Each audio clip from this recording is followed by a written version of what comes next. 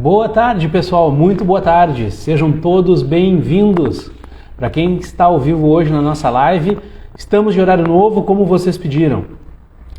Sabemos que à noite muita gente tem algum compromisso e fica difícil de assistir, então trouxemos ela para um pouco mais cedo, né? Claro, lembrando que ela vai ficar gravada lá no nosso YouTube, né? Se você quiser rever esta live ou outras lives que a gente já fez, você pode entrar no nosso canal do YouTube, que é abre.ai/Estúdio MVA no YouTube.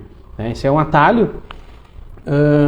Se você procurar lá também, Estúdio MVA, lá no YouTube também você vai chegar no nosso canal. Né?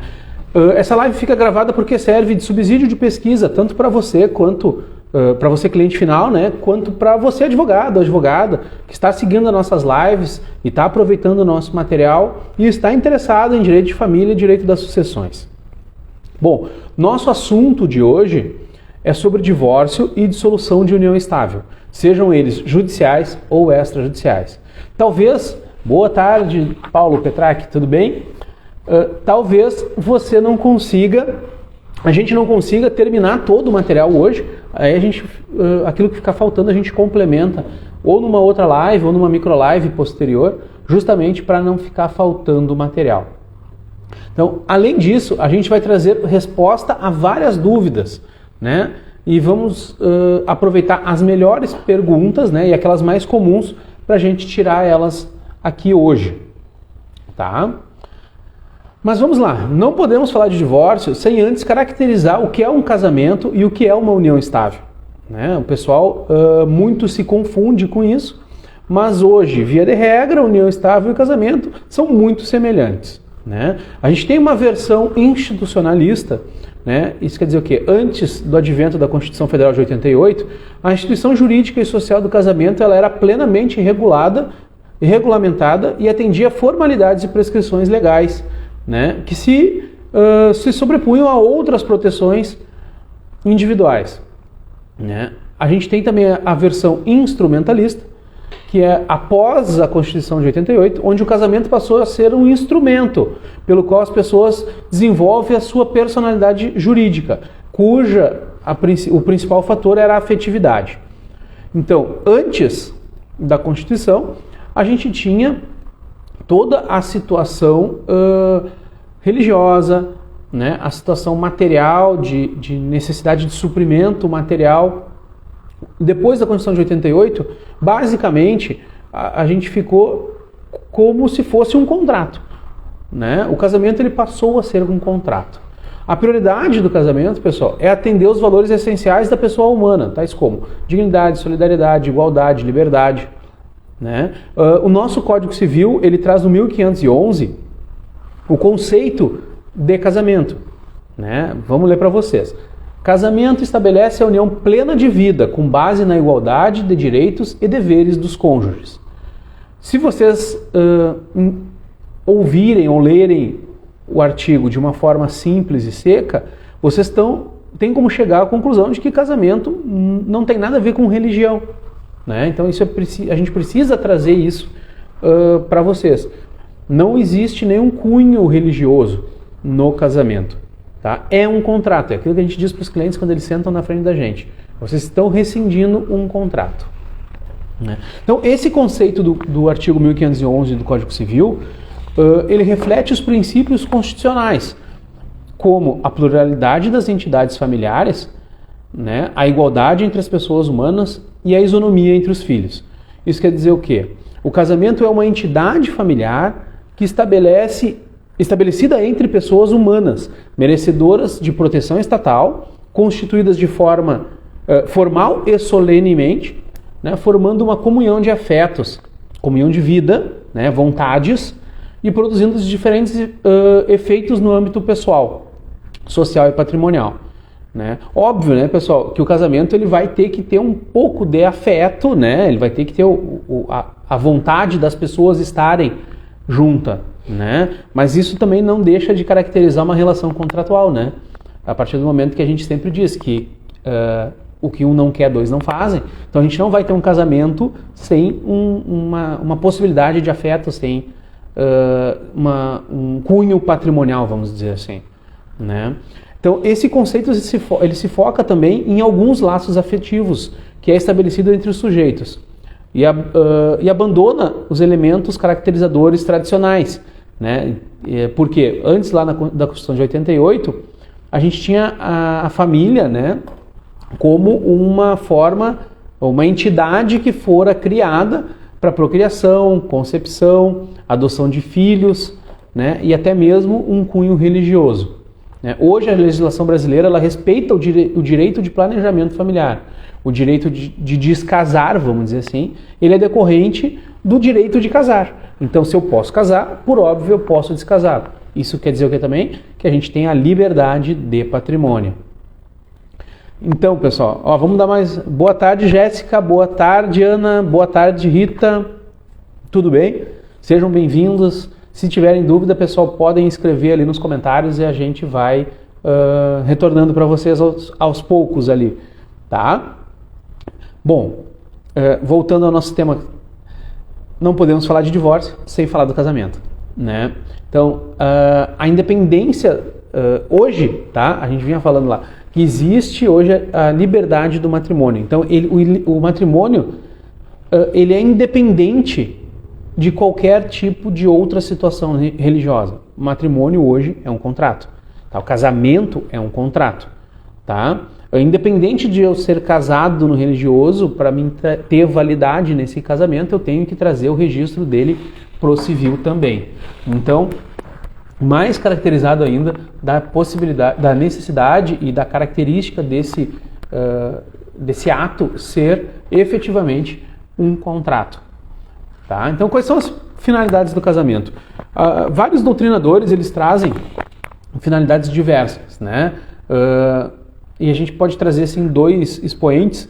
Primeiro, a Maria Helena Diniz, que defende que as finalidades do casamento seriam a procriação, a legalização das relações sexuais, a educação da prole, a contribuição ao nome do cônjuge, né? Ou até mesmo, antigamente falando, reparação de danos ao passado, né? Em caso de estupro de vulnerável, alguma situação assim, né? Mas só que a doutrina majoritária atualmente, ela diz que a finalidade do casamento é estabelecer uma comunhão de vida, é a vontade de estar em vida comum, né? Então, o casamento, ele visa que duas pessoas cresçam de forma conjunta, adquirem patrimônio e mutuamente se auxiliem, tá? Seja financeiramente, seja através de afetos, seja com cuidados, né? Então, as principais características do casamento, elas são analisadas, né? A gente vai analisar daqui a pouco, mas podemos dizer assim, a principal característica, ela tem um caráter personalíssimo. Por que isso? Né? O direito de se casar, ele somente pode ser exercido pela pessoa que efetivamente vai se casar, e ele é intransferível, né? Não se cogita de forma alguma, como antigamente, que os pais exerçam hoje o direito de casamento em nome dos filhos, por exemplo, né? Uma outra característica, o casamento ele é pautado na livre escolha dos noivos, dos nubentes, né? A manifestação de vontade, ela é o ponto central da instituição do casamento. E ela deve ser válida e consciente. Inclusive, no momento do casamento, se o juiz de paz ou o tabelião que estiver celebrando o casamento não conseguir entender que existe liberdade naquela vontade, né, ele pode se negar a realizar o ato, tá? Hoje não temos mais exigência de diversidade de sexo, tá, pessoal? As disposições legais sobre a relação entre homens e mulheres, excluindo as relações homossexuais, têm sido flexibilizadas pela jurisprudência, tá? Então, o casamento pode ser realizado entre pessoas de mesmo sexo, tá? Não se submete a nenhum tipo de termo ou de condição, né? O casamento ele não é condicionado a alguma coisa, tá? Ou algum ato ou algum tempo, eu vou casar até a data tal, né? Ou eu só vou casar se acontecer tal evento, né? Então, isso também não existe mais hoje, né? Então, não se submete a termo ou a condição. A decisão de se casar deve ser tomada sem interesse algum em algum evento futuro, por exemplo, né? Ou incerto. Não é possível eu dizer que eu vou me casar se o pai da noiva me mandar R$1 milhão, por exemplo. Tá? Por exemplo, são situações que a gente pode trazer. Outra característica seria o estabelecimento de comunhão de vida, né? Onde é necessário a gente desejar compartilhar a vida com o futuro cônjuge, né? Então, a natureza cogente dessas normas que regulamentam a relação de casamento, né? O matrimônio em si. A não observação de qualquer uma dessas normas, ela pode acarretar a nulidade, a invalidade, né, ou a ineficácia desse casamento. Então a gente tem que observar muito bem isso. O Código Penal, é preciso dizer, o Código Penal, lá no artigo 235, ele veda a bigamia, né? Então eu não posso ser casado com duas pessoas no mesmo período, né, no mesmo tempo, né? Apesar da gente saber que existe muitas vezes um casamento que não foi desfeito, né? E uma união estável posterior, um casamento que foi desfeito de fato, mas não de direito, né? Nunca foi levado esse procedimento de divórcio adiante, mas depois foi contraído uma união estável. Isso a gente sabe que acontece e muito, né? Mas eu não posso ter dois casamentos ao mesmo tempo. Eu posso ter um casamento e uma união estável, eu posso ter duas uniões estáveis, né? Posso ter uniões estáveis registradas, não registradas. E aí é uma infinidade de situações que pode acontecer, né? Mas como é que funciona a dissolução desse casamento, né? O divórcio, né? Também é por vontade das partes, né? Como eu falei há pouco tempo atrás, ninguém é obrigado a permanecer casado contra a sua vontade, né? O que um não quer, dois não fazem. Então, a todo e qualquer momento, né, quando as partes não mais quiserem estar em união, elas têm o direito de se divorciar caso casadas forem, tá? A mesma coisa acontece na maioria das características da união estável, né? Basicamente, a gente pode dizer que há uma união estável quando duas ou mais pessoas se unem de forma duradoura, contínua, com convivência pública e com o objetivo de constituir família. As características são basicamente as mesmas do casamento. O Código Civil brasileiro, ele passa a reconhecer a união estável como uma entidade familiar, né, lá no 1723. E ele diz o quê? Que a relação tem que ser duradoura, contínua, pública e com o objetivo de constituir família. Agora vamos lá. É muito importante a gente trazer alguns pontos. O que é uma relação duradoura, né? Uma relação duradoura é aquela relação que ela não tem interrupções de relacionamento, né? Ela dura no tempo. Quanto é esse tempo? Alguém me perguntou nas caixinhas hoje, né? Quanto é esse tempo? Esse tempo ele não necessariamente tem um número exato para ser configurado, tá? O que ela é contínua? Ela não tem interrupções, né? Ela inicia e se perdura no tempo, então é uma relação contínua. Eu não tive outras relações, né? Ou até posso ter relações e voltar, né, depois, mas ela não vai ser contínua, ela vai ter os seus períodos de interrupção. Pública é justamente a publicização desse relacionamento. Eu não posso ter, por exemplo, uma união estável escondida onde ninguém sabe quem é a minha companheira, né? Então fica muito bem caracterizado.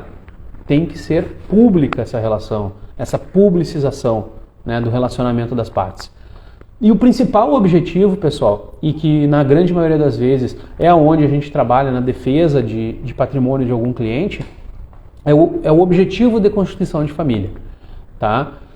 Como eu falei, a característica principal, uma das características principais do casamento e da união estável é o acúmulo de patrimônio, e o acúmulo de patrimônio comum.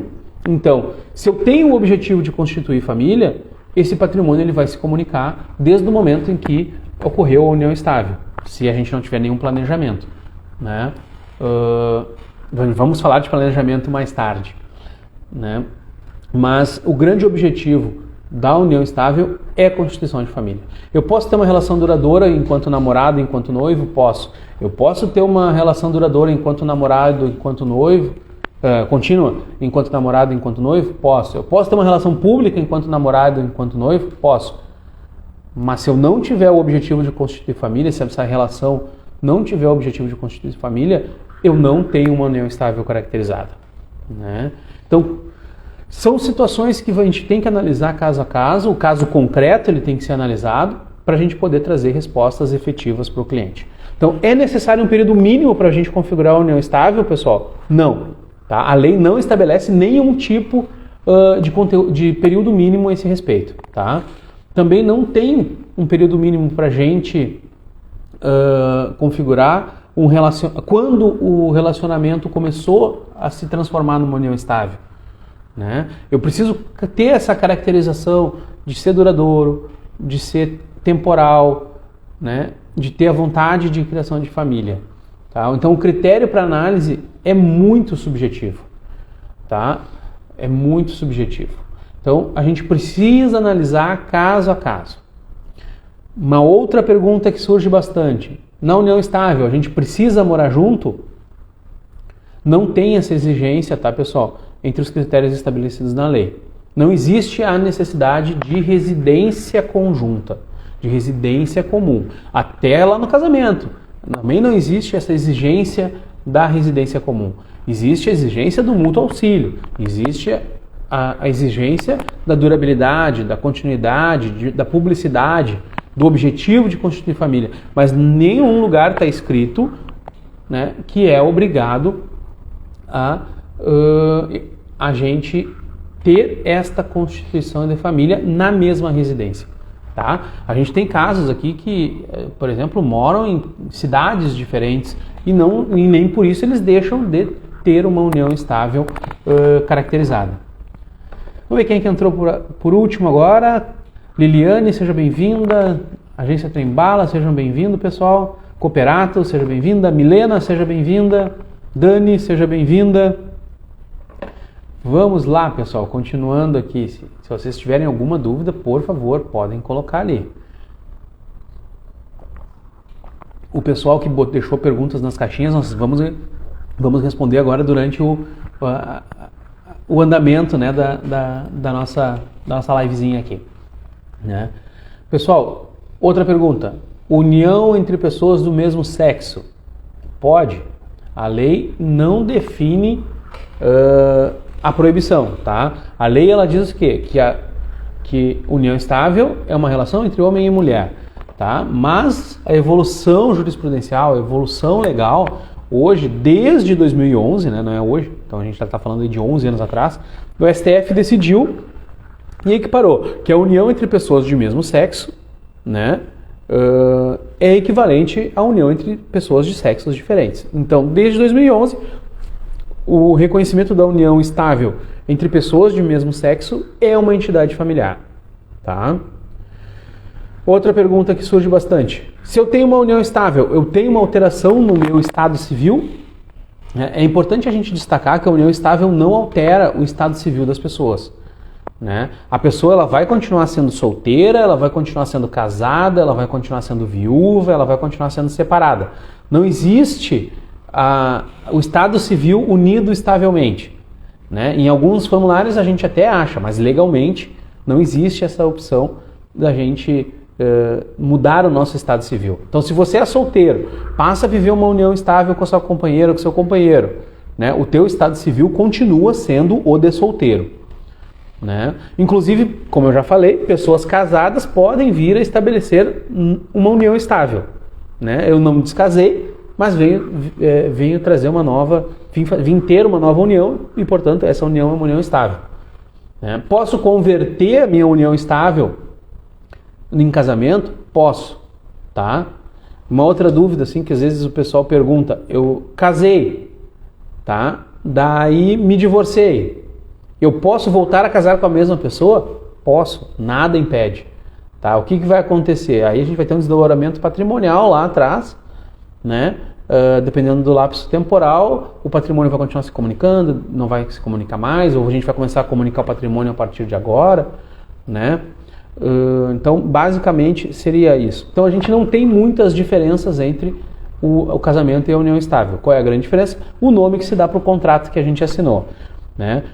Em uma outra oportunidade, a gente vai falar nos regimes de casamento, que esses vão trazer uma diferenciação, né, entre as relações, mas aí é muito mais de cunho patrimonial, efetivamente, do que de cunho legal, né, cunho da situação em si do casamento, tá? Mas só para adiantar para vocês, a gente tem a situação do regime legal, né, que é o regime da comunhão universal, a gente tem o regime da separação total e a gente tem o regime da comunhão parcial. Na comunhão parcial, os bens se comunicam após a união. Na comunhão universal, todos os bens dos dois se comunicam. E na separação universal, não se comunica nenhum dos bens. Tá? Pergunta da Dalva. Eu sou viúva e recebo pensão. Posso casar novamente? Bom, a gente precisa analisar o teu caso concreto, tá, Dalva? Por quê? Se a sua pensão for referente a um regime próprio de previdência privada, a gente precisa analisar a legislação desse regime próprio de previdência privada, tá? Às vezes você pode vir a perder, tá? Às vezes pode vir a perder, mas depende muito do regime. Pelo INSS não, tá? Pelo INSS não, você não vai perder, tá? Mas se for um regime privado, dependendo do mantenedor, sim, você pode vir a perder, tá? Quem mais? Karen, seja bem-vinda. Vamos continuar aqui então. Como é que a gente faz uma união estável? Né? Como a gente viu, para uma relação ser considerada uma união estável, basta que ela seja pública, duradoura, contínua, com o objetivo de constituir família. Tá? Esses são os principais requisitos. Então, eu tenho uma união estável, que é uma situação de fato. Eu não levei para registro. Entendeu? Por exemplo, as duas pessoas, independente do sexo, vivem juntas há 10 anos, têm preenchido todos os requisitos da união estável, mas nunca levaram a registro. Eu posso dizer que essas pessoas não têm uma união estável? Não, eu não posso dizer que elas não têm. Elas têm uma união estável. Elas têm uma união estável de fato. Tá? Como é que eu provo essa união estável de fato? Bom, a gente vai provar com fotos, com depoimentos, com prole comum, com residência comum, com documentos, por exemplo, de correspondências que chegam no mesmo local, né? Conta corrente conjunta, dependência de cartão de crédito e aí por diante. Tá? Por que é importante? Por que eu estou frisando isso? Porque você vai ter um desdobramento, na maioria das vezes, não aqui no divórcio, na dissolução da união estável, e sim lá no inventário, lá na frente. Né, dessa pessoa que muitas vezes vai ter que ter o reconhecimento legal dessa união estável para poder depois ter direito ao patrimônio comum construído durante o período. Tá? Então eu tenho que provar a união estável que não está registrada. Essa é a grande diferença. Tá? Mas eu posso facilitar, eu posso encurtar esse caminho. Eu posso ir no tabelionato com a posse da minha documentação pessoal, junto com a pessoa com quem eu tenho união estável e fazer o registro da união estável. E nesse registro de união estável eu vou delimitar os direitos, a data inicial, por exemplo, né, os direitos que que os cônjuges, os unidos estavelmente, vamos dizer assim, vão ter no patrimônio um do outro. Tá? Então, para mim não precisar provar a existência da união estável, basta eu ir no registro, no tabelionato, e fazer o registro efetivo da relação. Tá? Através da escritura de união estável, tá, a gente tem o reconhecimento legal e obrigatório erga omnes, como a gente diz, que é contra terceiros, né? Inclusive contra os próprios familiares. Né? Nós temos algumas situações aqui no escritório de reconhecimento tardio de união estável, que justamente o que aconteceu? O companheiro ou a companheira veio a falecer, e no fim a família tomou conta desses bens, tomou a posse desses bens e não deixou o companheiro ou a companheira usufruírem desse patrimônio que eles construíram juntos, seja patrimônio físico, seja patrimônio monetário, por exemplo. né? Então, não basta o reconhecimento dessa relação pública duradoura com ânimos de criar uma entidade familiar. Ela precisa ser reconhecida, né? E nada melhor do que ela ser reconhecida oficialmente através da escritura pública de união estável. Aí as pessoas não têm como se opor a esse ato oficial, vamos dizer assim, né? Então, como eu vinha falando, o reconhecimento da relação é muito importante e é imprescindível para situações como o direito de herança, a divisão de bens no caso da dissolução da união estável, o reconhecimento da pensão por morte, né? Eu não sou casada, meu marido veio a falecer, eu tenho direito à pensão por morte dele? Tenho, tá? Se eu já tiver a união estável registrada, é muito mais prático, muito mais rápido, eu não vou precisar provar para o INSS ou para o regime instituidor lá a existência dessa união. Então, dessa forma, se tiver algum problema para reconhecer, a gente vai ter uma baita de uma dor de cabeça, a gente vai ter muito trabalho, né? E justamente serve o registro oficial para diminuir esse trabalho, para diminuir uma possível perda lá na frente no inventário, né? Caso a gente não tenha instituída essa relação, tá? Uma dúvida, se eu não conseguir comprovar a união estável, pode inclusive ter problemas no testamento? Sim, pessoal, pode ter problema no testamento, tá? Pois que não é testamento, vamos dizer assim, é no inventário, né? Pois o companheiro ou a companheira, ele não é considerado um herdeiro necessário, né?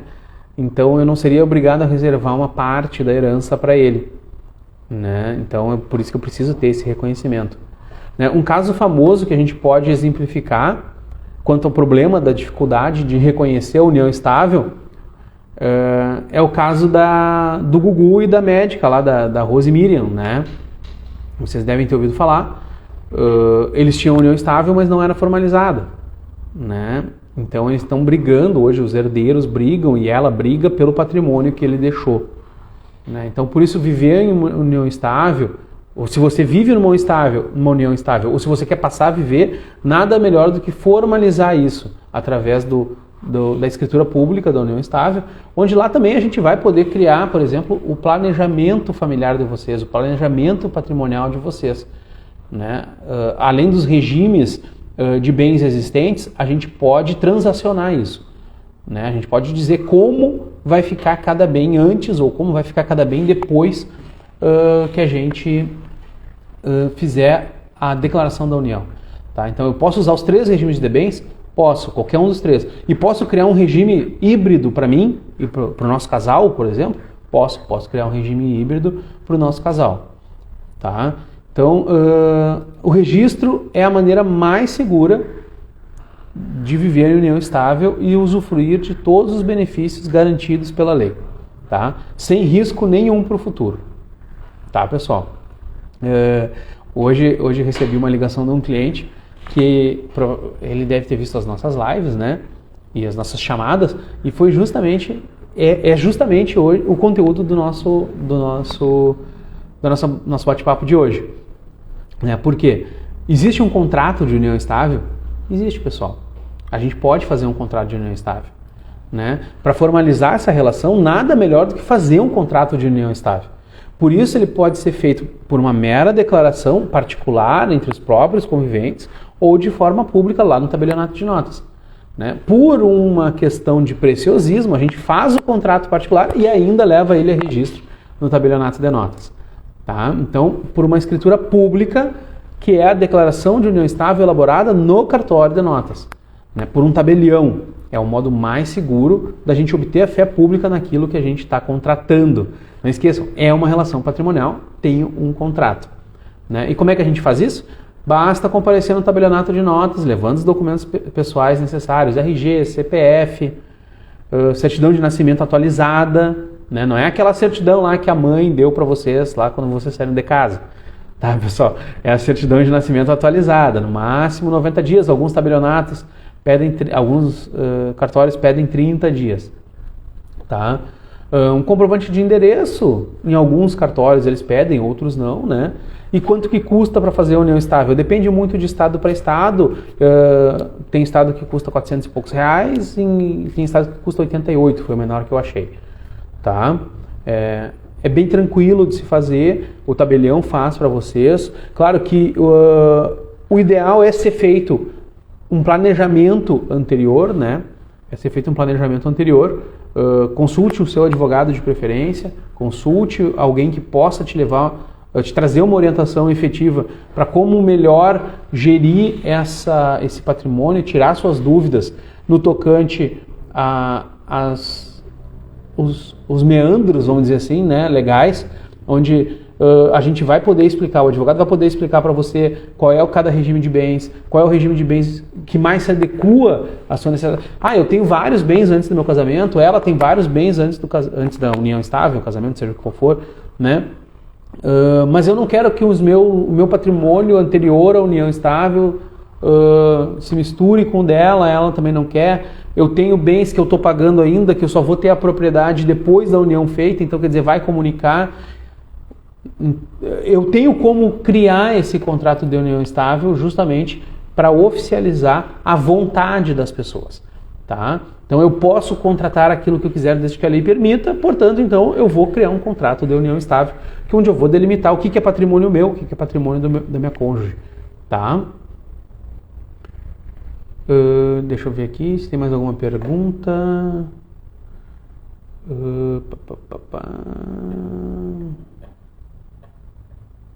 Não, vamos lá, seguimos então. Então, se você quer adotar um regime de bens diferente para partilha, é imprescindível que a gente faça isso via contrato e que conste na declaração de união estável. Tá? Mas isso é só um exemplo, tá, pessoal? Já deu para vocês perceberem o tamanho da dor de cabeça, caso vocês tenham uma escritura simples, mal feita, mal redigida e com falta, por exemplo, uma escritura padrão, né? Onde fala assim, simplesmente vão lá, fulano e beltrano vieram aqui, declararam que vivem em união estável desde o dia 20 de março de 2022. Ponto, acabou. Entendeu? Não tratou de patrimônio, não tratou de existência de filhos, não tratou de mais nada. É por isso que nada melhor do que vocês terem um advogado de confiança de vocês para elaborar esse documento em conjunto, né? E delimitar os direitos, obrigações, patrimônio, como é que fica, como é que não fica. Tá? O advogado ele é um especialista que tem o conhecimento necessário, tem o conhecimento técnico para montar essa declaração com vocês, né? Trazer as informações necessárias de forma correta, de forma precisa, né? Com a finalidade de tornar válida todas as cláusulas, todas as intenções de vontade desses conviventes em união estável. Né? Esse contrato, né, pode ser feito por conta própria, né, mas o ideal é vocês terem isso bem consubstanciado, bem orientado por um advogado especialista em direito da família. Tá? Mas vamos tratar então, a gente já está falando há 33 minutos. Deixa eu ver se eu tenho mais umas perguntas que eu anotei aqui que chegou no WhatsApp, só um pouquinho. Olha só, achei aqui. Várias perguntinhas aqui, que essas aqui chegaram agora à tarde, não deu tempo de botar na live. Vamos lá. Aqui.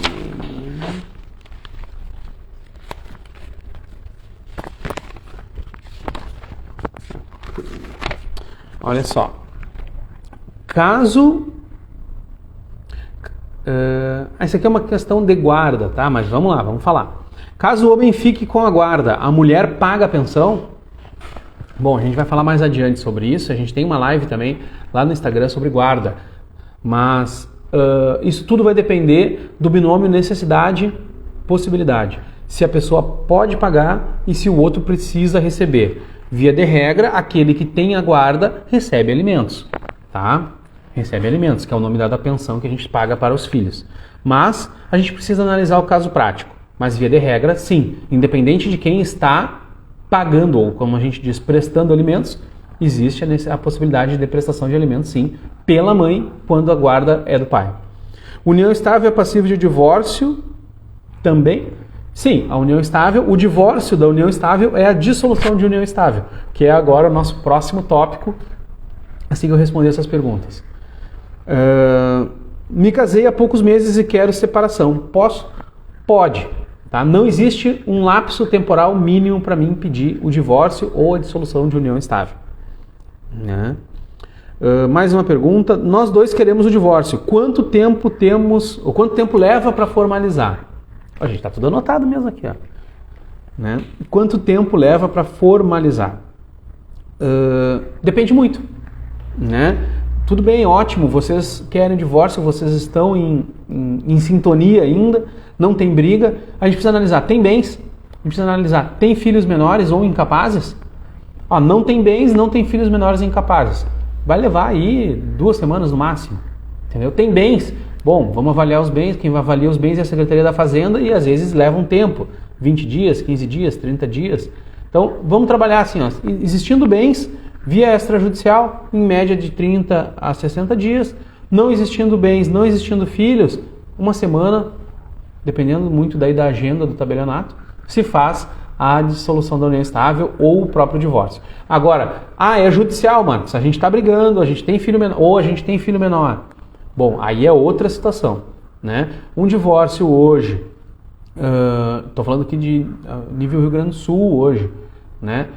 Com um filho menor, o nosso grande ponto de demora hoje é o MP em dar o parecer. Mas se a gente fizer, se você tiver um escritório que está acostumado a fazer, conhece, como a gente diz, os índios da aldeia, né? Já vai vir uma petição bem completinha, bem feitinha, bem distribuída, bem montada, para ser distribuída no momento exato.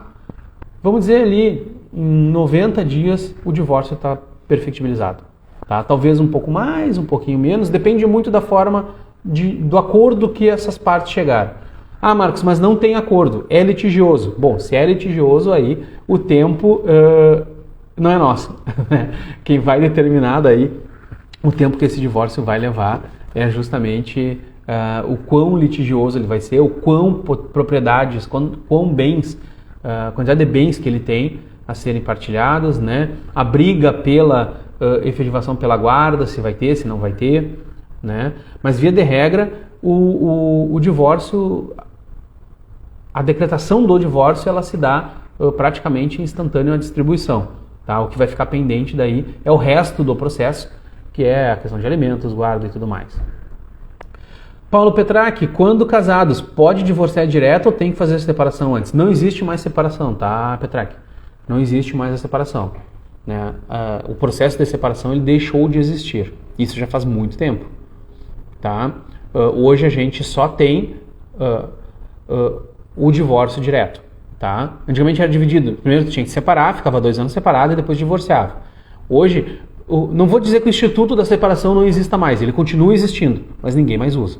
Tá? Porque é muito mais fácil eu separar direto, até por uma questão financeira. Você não vai pagar 2 honorários no meio do caminho, por exemplo. Né? Mas talvez ainda exista alguém que só se separe e não se divorcie. Mas eu tenho há muitos anos que a gente não vê isso. Tá? Então não é obrigatório fazer a separação antes.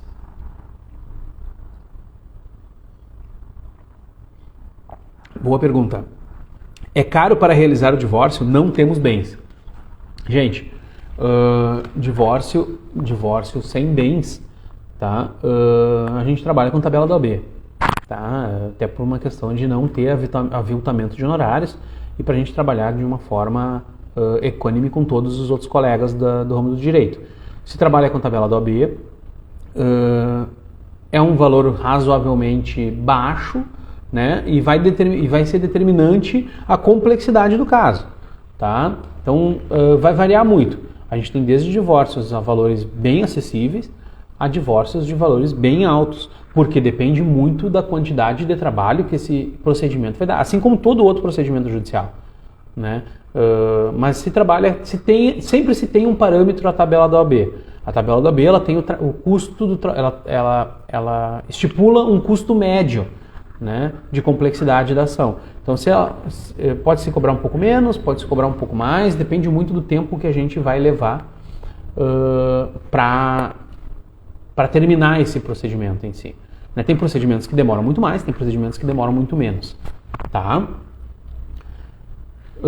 Mais uma pergunta.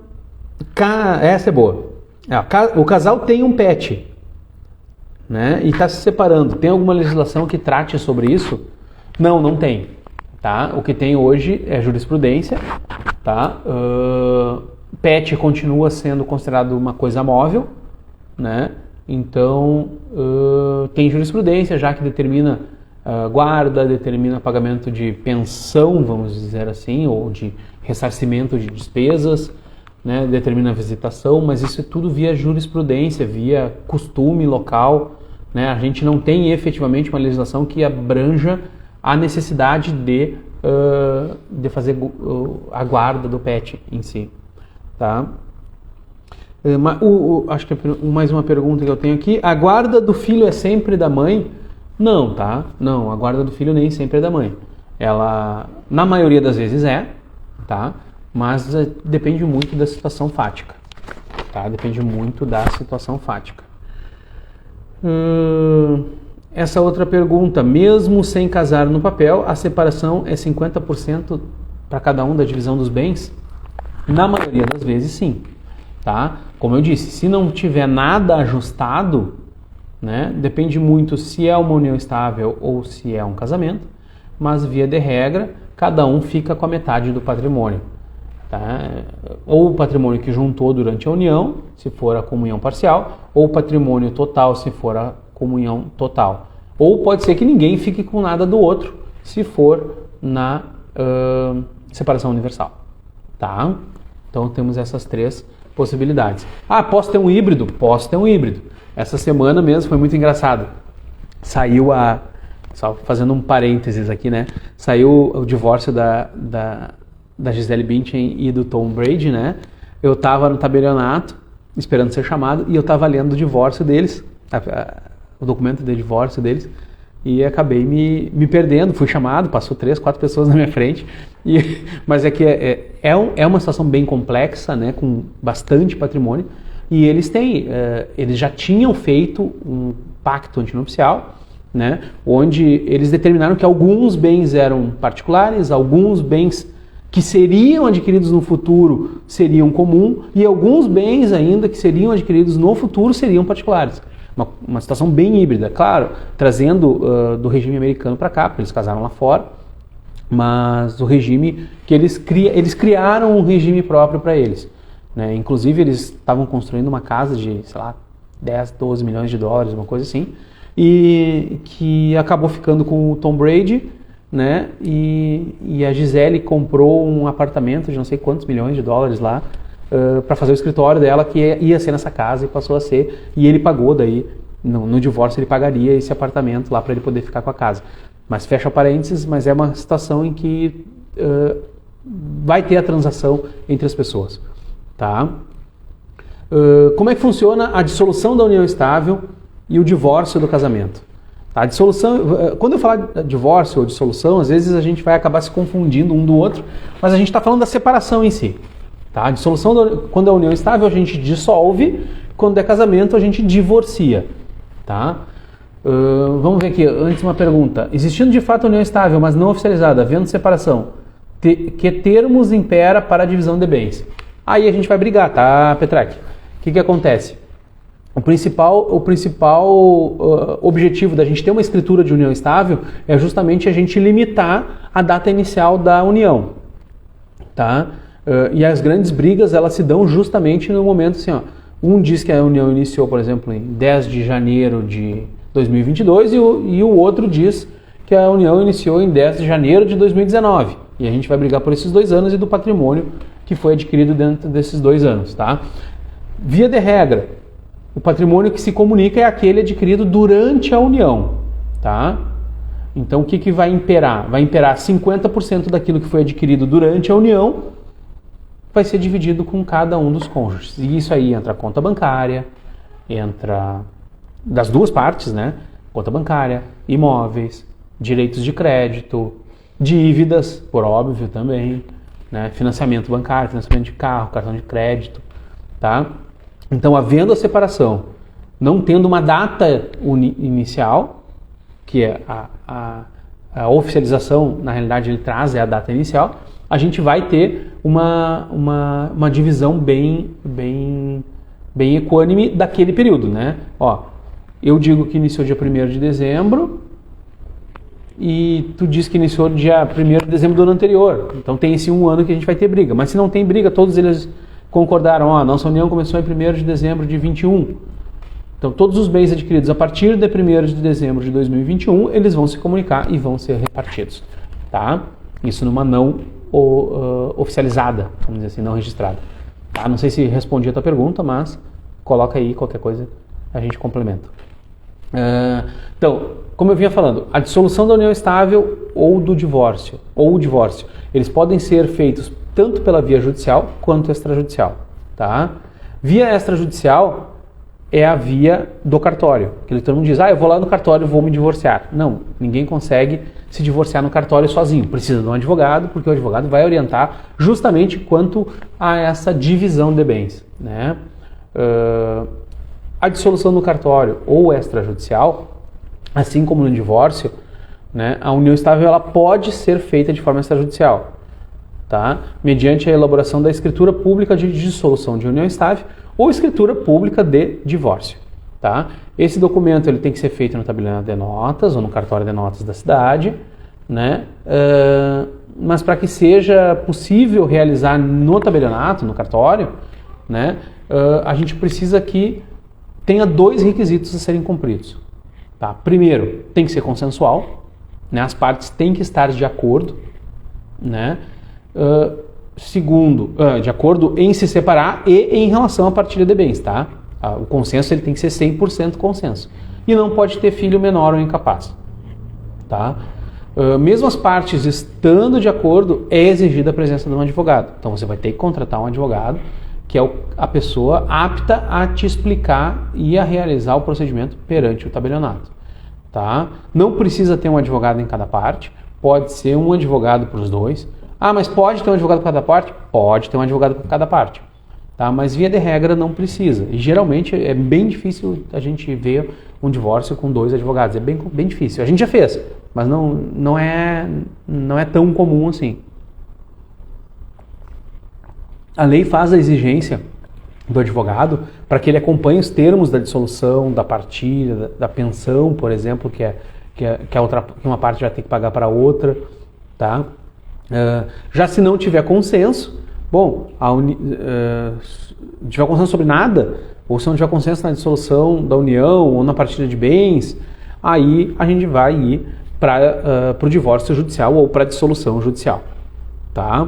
Então, caso não haja consenso na dissolução da união estável ou no divórcio, né, ou os conviventes tiverem filhos menores de 18 anos, obrigatoriamente a gente vai ter que ir para o judiciário. E aí o divórcio ele passa a ser judicial. Tá? Nesse caso é necessário contratar um advogado para que ele entre com uma ação judicial de dissolução de união estável ou de divórcio consensual. O mesmo advogado pode trabalhar para os dois. Ou então litigiosa, que é onde cada parte vai ter seu advogado que vai defender os seus direitos. Tá? Então, se a separação for consensual, não tem problema nenhum de contratarem o mesmo advogado para representar o casal. Tá? Pelo contrário, se os conviventes não tiverem esse acerto, por óbvio, a gente vai ter que ter um embate, vai ter um advogado do outro lado. Tá? Pessoal, é importante a gente explicar que se não existirem, se as partes quiserem se divorciar e não tiverem condições financeiras, né, para contratar um advogado, eles podem ir à defensoria. Tá? O que acontece com a defensoria? Ela é lenta, demora um pouco mais, porque eles têm um número muito grande de trabalho, né? Então, existe a possibilidade da defensoria, que cada estado daí tem o seu limite, né, de isenção, vamos dizer assim, para que possa ser atendido pela defensoria. Tá? O advogado, então, ele vai ingressar com o processo judicial. Após todo o trâmite legal, o juiz vai declarar uma sentença dissolvendo a união estável ou declarando o divórcio. Tá? Hoje, na maioria das vezes, a dissolução da união estável e a decretação do divórcio ela é praticamente automática. Né? Entra com a petição no primeiro despacho do juiz, estando tudo ali bem reguladinho, bem informado, o juiz já declara a dissolução da união estável ou o divórcio, ficando pendente daí a questão, como eu falei, dos alimentos e da guarda dos filhos, se porventura ocorrerem. Quanto tempo leva isso? Judicial, em média, ali, 3 meses, se for consensual, 6 meses no máximo, né? E se for litigioso, aí só não tem como te dizer, não tem um prazo para te dar, pode demorar anos, né? A gente tem aí divórcios que são litigiosos de mais de 10 anos, por exemplo, e não terminaram até hoje, e com patrimônio ínfimo também. As crianças, provavelmente esse processo ele vai terminar quando os filhos atingirem a maioridade, tá? Provavelmente é lá que vai acontecer. Vamos ver aqui, uma outra pergunta, eu não sei se eu já respondi, que entrou aqui. Eu não havia feito escritura de união estável, como posso fazer a dissolução? A gente vê que a grande maioria das perguntas é sobre a união estável, né? Então, mesmo que a união não tenha sido oficializada, na hora da separação, né, a gente vai fazer o seguinte, a gente vai entrar com ação judicial, ou vai entrar com pedido no tabelionato, para que ocorra o reconhecimento da união, tá? E o reconhecimento da união e em seguida seja declarada a dissolução. Isso no caso da união estável, tá? E na via judicial a gente vai fazer a mesma coisa. Eu quero que vai ser reconhecida a união e automaticamente eu quero que já seja dissolvida. Para que eu peço para reconhecer a união? Porque ali eu vou ter a data inicial. Entendeu? Ali eu vou ter a data de quando essa união estável, o juiz vai determinar a data de quando a união estável passou a valer, justamente pela questão patrimonial. Porque os bens adquiridos durante a união estável, eles vão se comunicar. Tá, pessoal? Nosso tempo está acabando, a gente tem aí 8, 10 minutos antes de terminar. Deixa eu ver se ficou alguma outra dúvida aqui. Eu falei já que o união estável pode ser convertida em casamento, pode, né? É uma situação de fato que pode lá ser convertida em casamento. O que mais? O casamento consiste... perfeito, é isso aí. Tá? A última pergunta que a gente tinha era essa mesmo, né? Que o casamento ele pode ser convertido em união estável, pode sim. Tá? Gente, a gente está quase terminando o nosso tempo, né? Prometi ficar 1 hora, estamos fechando 1 hora. Caso vocês ainda tenham alguma dúvida, queiram fazer alguma pergunta, por favor, nossas redes sociais estão à disposição, né? O WhatsApp aqui do escritório também está à disposição, é no 51 3150 8799, é o WhatsApp aqui do escritório. Né, onde vai ser tiradas suas dúvidas, você vai poder agendar sua consulta, né? Se tiver, eu sei que tem alguns colegas também aí que não militam na área de direito de família, que estão vendo a live, tiverem alguma dúvida, alguma necessidade, a gente está aqui para auxiliar também, né? Em breve muitas novidades, como eu já venho falando há bastante tempo já com vocês. Ficamos à disposição. Obrigado por essa horinha que vocês disponibilizaram do tempo de vocês, né? Espero que tenhamos conseguido suprir algumas dúvidas, né? Acho que respondemos, a equipe passou aqui todas as dúvidas que apareceram para nós durante essa semana, né? Semana que vem estamos de volta, né? Agradecemos então de novo. Semana que vem estamos de volta. Sigam a gente nas redes sociais, Estúdio MVA no Instagram, né? Precisamos lá que o pessoal nos sigam, né? Porque só assim a gente consegue, quanto mais seguidores a gente tiver, mais disseminação de conteúdo a gente consegue fazer, mais esclarecimento a gente traz para todo mundo e mais ajudar as pessoas a gente consegue, tá bom? Muito obrigado pela atenção, até semana que vem nesse mesmo horário. Obrigadão, valeu!